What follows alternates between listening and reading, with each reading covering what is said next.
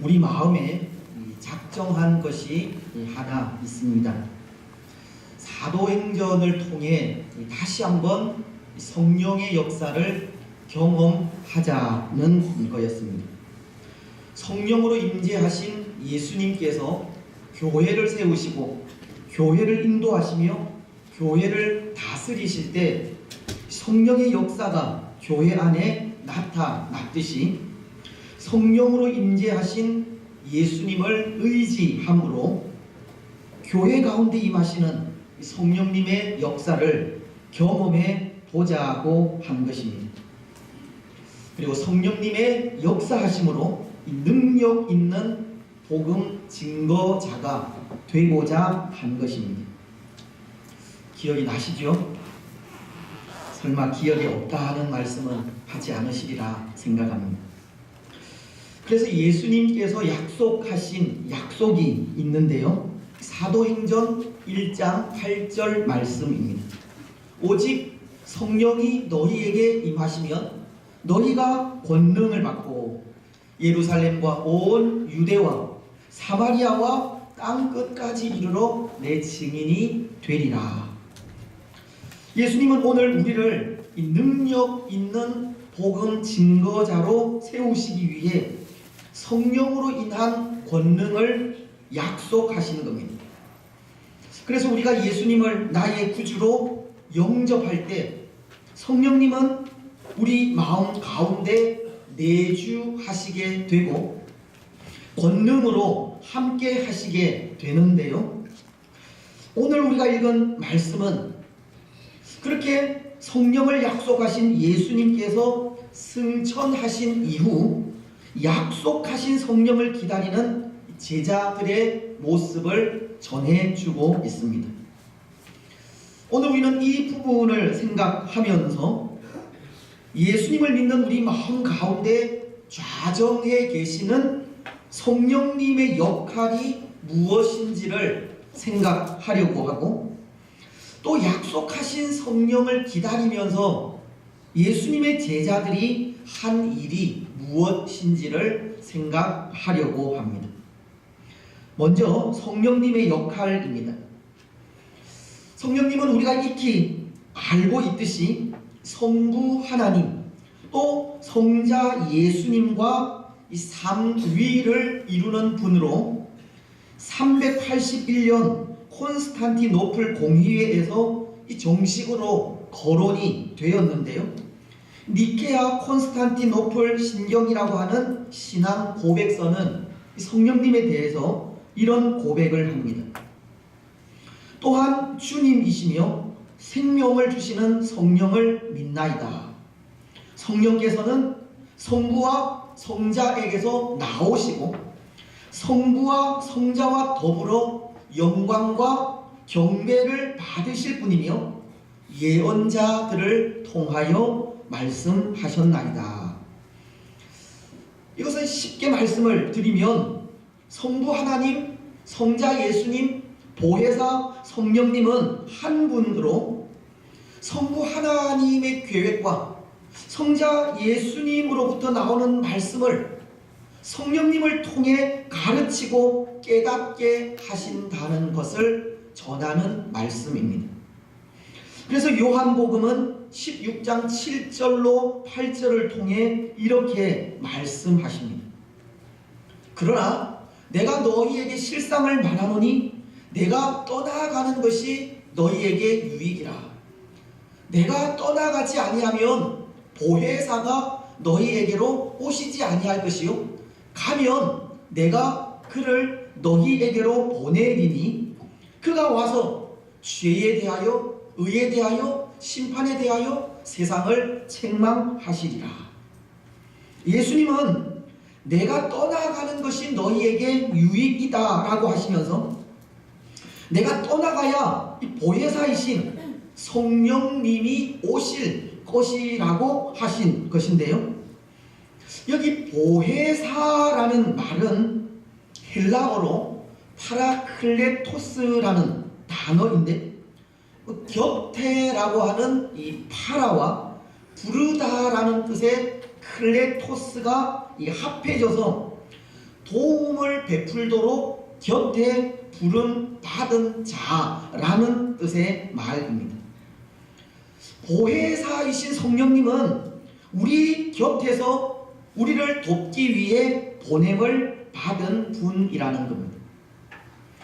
그래서 요한복음 16장도 성령님은 우리 곁에서 우리로 하여금 죄에 대하여, 의에 대하여, 심판에 대하여 깨닫게 하실 것을 말씀하고 있는 겁니다. 또 요한복음 14장 26절은 이렇게 말씀하시는데요. 보혜사 곧 아버지께서 내 이름으로 보내실 성령, 그가 너희에게 모든 것을 가르치고 내가 너희에게 말한 모든 것을 생각나게 하시리라. 성령님의 역할이 우리를 가르치고 예수님께서 하신 말씀을 깨닫게 하시는 역할임을 말씀하고 있는 겁니다. 그리고 요한복음 16장 13절도 마찬가지입니다. 그러나 진리의 성령이 오시면 그가 너희를 모든 진리 가운데로 인도하시리니 그가 스스로 말하지 않고 오직 들은 것을 말하며 장래 일을 너희에게 알리시리라. 성령님은 하나님의 뜻을 알리시고 우리를 이 진리 가운데로 인도하시는 분임을 말씀하는 겁니다. 결국 성령님은 믿음을 가진 우리를 돕기 위하여 우리 가운데 내주해 계시는 분이라는 것인데요.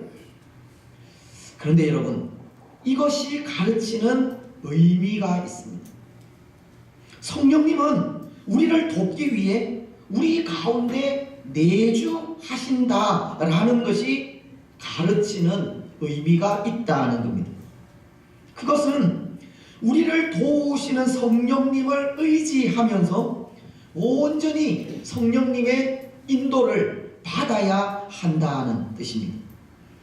성령님을 통해서 하나님의 뜻을 보고 성령님을 통해서 하나님의 뜻을 이루어 가야 한다는 겁니다. 오늘 우리 모든 삶의 순간순간을 전적으로 성령 하나님께 맡겨드리는 삶을 살아야 한다는 겁니다. 그런데 여러분, 정말 그렇습니까? 오늘 우리는 성령님을 의지하면서 전적으로 성령님의 인도를 받고 있습니까? 우리는 성령님을 통해서 하나님의 뜻을 보고 성령님을 통해 하나님의 뜻을 이루어 가고 있습니까? 우리의 삶을 전적으로 하나님께, 성령 하나님께 맡기고 있습니까? 오늘 우리는 그런 것 같습니다. 성령님은 안중에도 없는 삶을 살아가고 있는 것 같습니다. 성령님께로 우리의 마음을 온전히 드리지 못한다는 겁니다. 우리를 도우시는 성령님을 전적으로 의지하지 않는다는 뜻입니다. 그리고 우리 생각이나 주장대로 살아갈 때가 많다는 겁니다. 성령님은 하나님의 뜻을 알게 하시고 성령님은 우리를 돕는 분이시기에 오늘 우리는 순간순간 성령님께 하나님의 뜻을 물어야 하고 그 뜻을 인정해야 하며 순종해야 하는데 성령님의 생각보다 우리의 생각이 앞설 때가 더 많다는 겁니다. 때로 성령님은 우리 가운데 그 어떤 장식품일 때가 많은 겁니다.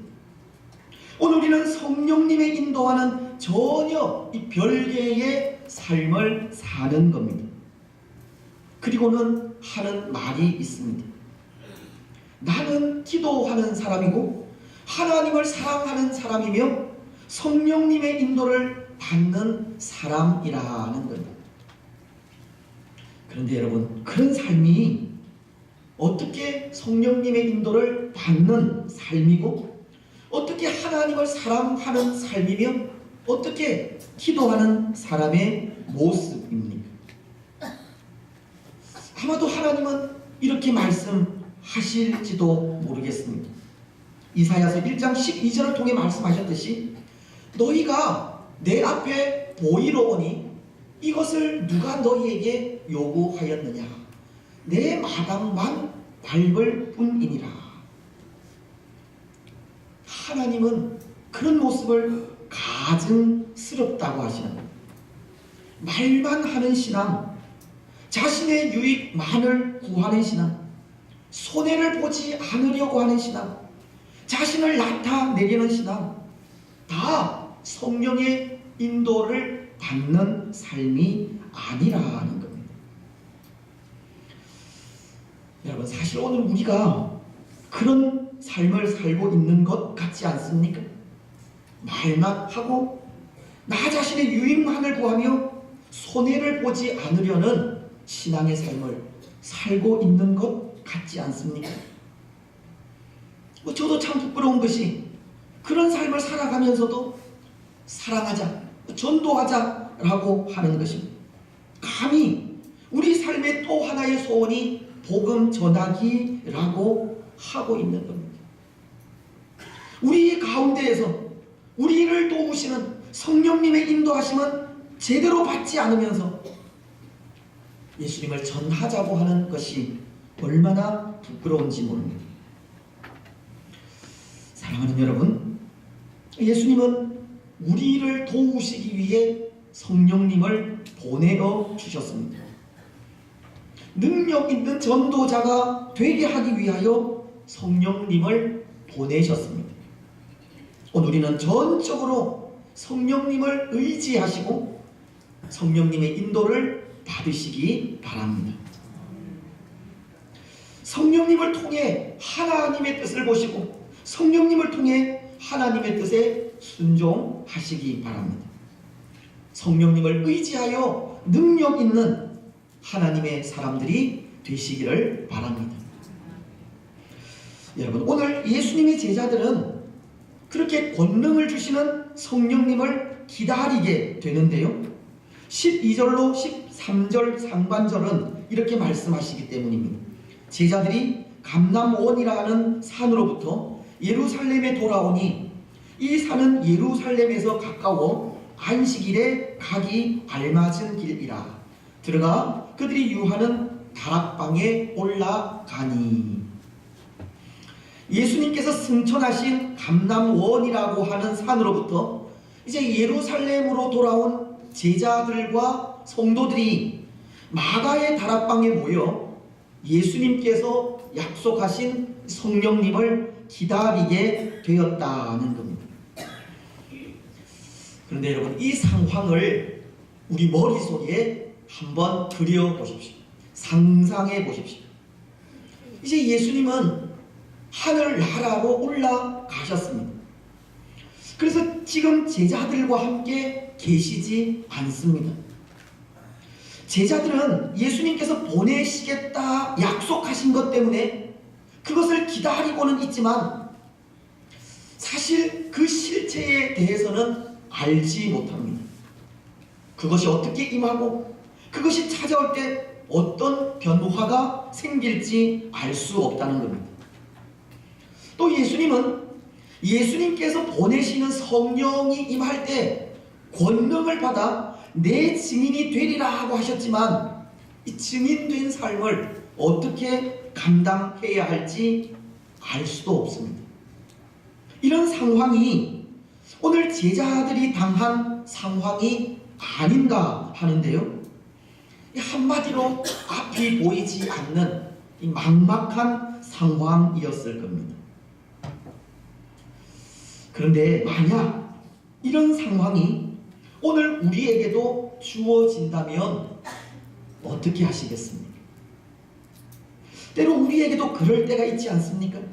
우리가 믿고 의지하던 사람이나 어떤 힘이 사라지고 우리 홀로 무언가 일을 해야 할 때가 있습니다. 또 중요한 일을 앞에 두고 누군가 우리를 돕는 사람이 오기로 약속은 했지만 언제 올지 기약도 없을 때가 있습니다. 우리의 힘이나 능력으로는 아무것도 할 수 없는데 사방에는 우리를 올가매는 여러 가지 문제와 어려움들이 생길 수도 있습니다. 마치 이 유다의 여호사밧 왕 때 주위 여러 나라가 연합하여 유다를 침범했을 때와 같은 상황이 생길 수도 있다는 것인데요. 그때의 상황을 역대하 20장 1절은 이렇게 말씀하고 있습니다. 그 후에 모압 자손과 암몬 자손들이 마온 사람들과 함께 와서 여호사밧을 치고자 한지라. 모압과 마온과 암몬 사람들이 연합하여 유다를 둘러싸서 공격하여 이 유다는 고립무원의 상태를 당하게 되었다는 겁니다. 오늘 우리도 바로 이런 암담하고 막막한 상황을 당할 때가 있는 겁니다. 여러분, 그럴 때 어떻게 하시겠습니까? 어떻게 하시겠습니까? 오늘 예수님의 제자들은 보십시오. 그 막막한 상황 속에 그들이 한 일이 있습니다. 먼저 제자들은 그들의 마음을 하나로 모았다는 겁니다.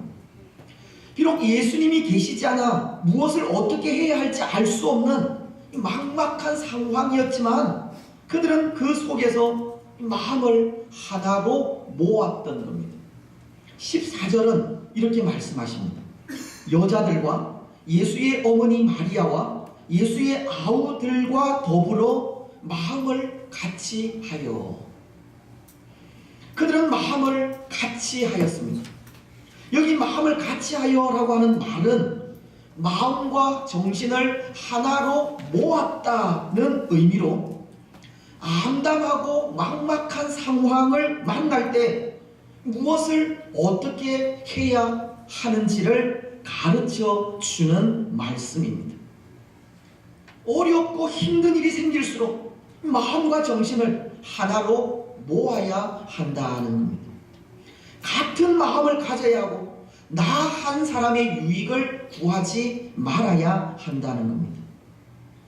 때로 그런 경우가 있지 않습니까? 힘들고 어려울 때 자신의 목숨을 부지하기 위해 혼자 살려고 하는 경우가 있습니다. 고난이 오고 환난이 올 때 분열되고 나누어지는 경우가 있다는 겁니다. 구약 성경인 사사기서를 보면 사사시대를 대변하는 성경 구절이 있는데요. 사사기서의 마지막 구절인 21장 25절은 그 시대를 이렇게 특징 짓고 있습니다. 그때에 이스라엘에 왕이 없으므로 사람이 각기 자기 소견에 옳은 대로 행하였더라. 사실 사사시대는 안정적인 시대는 아니었지 않습니까? 이 가나안 땅에 들어와 정착한 지 얼마 되지 않던 이 과도기적 시대가 사사시대였기 때문입니다. 이것은 때로 그 시대가 여러 가지 상황이 혼란스럽고 어려움이 있는 시대라는 것을 가르치는 겁니다. 근데 그런 시대에 사람들은 자기 스스로가 왕이 된 것입니다. 각기 자기 소견에 옳은 대로 행했다라고 말씀하기 때문입니다. 사사시대, 그 혼란스러운 시대에 사람들은 그 마음이 하나가 되지 못했다는 겁니다. 나뉘어지고 분열이 된 겁니다. 어려울 때는 더욱 마음을 하나로 모아야 하는데 사사시대 이스라엘은 자신의 생각대로 행한, 자신의 생각에 옳은 대로 행하여 하나가 되지 못한 겁니다. 여러분, 오늘 우리도 그럴 수 있지 않겠습니까? 우리 생각에 옳은 대로 행할 수 있다는 겁니다. 사사시대 이스라엘이 각기 자기 소견에 옳은 대로 행했다고 하는 것은 그들에게는 하나님이 왕이었음에도 왕이신 하나님을 의지하지 않았다는 것을 말하는 것인데요. 오늘 우리도 하나님을 의지하지 않을 수 있다는 겁니다. 지금도 우리 가운데 임재해 계신 성령님을 의지하지 않고 우리 생각에 옳은 대로 행할 수 있다는 겁니다. 그래서 4분 5열 나누어지고 흩어질 수 있는 겁니다. 예수님의 제자들도 마찬가지입니다. 예수님이 승천하시고 난 이후 제자들도 자신들이 스스로 왕이 될 수 있었습니다. 그래서 교회는 4분 5열 생각이 맞는 사람들끼리 나누어지고 흩어질 수 있었던 겁니다. 그렇지 않겠습니까? 사람들은 각각 자기 생각들이 있기 때문에 자신들의 주장에 동조하는 사람들끼리 모일 수 있기 때문입니다. 하지만 오늘 예수님의 제자들은 그렇게 하지 않았습니다. 그럼에도 그들은 마음을 같이 했습니다. 자신들의 주장을 내세우지도 않았고 생각이 같은 사람들끼리 헤쳐 모이지도 않았습니다. 오직 왕이신 예수님 아래 하나가 된 겁니다. 참 귀한 모습이지 않습니까? 물론 그들에게는 성령을 기다리라고 하는 예수님의 약속이 있었고 또 그것이 그들을 하나 되게도 했겠지만 그 하나됨은 오늘 우리가 본받아야 하는 아름다운 모습 중에 하나입니다. 우리가 본받아야 하는 모습입니다. 왜냐하면 교회는 하나됨으로부터 시작하기 때문입니다. 교회는 성령으로 하나 되게 하신 곳이기 때문입니다. 하나 된 곳에 성령님은 역사하시기 때문입니다. 사랑하는 여러분, 오늘 다락방의 성도들이 예수님께서 약속하신 성령을 기다리면서 마음이 하나가 된 것처럼 오늘 우리도 그 어떤 일들 앞에 먼저 마음을 하나로 모으시기 바랍니다. 우리 개인의 주장과 생각을 드러내지 마시기 바랍니다.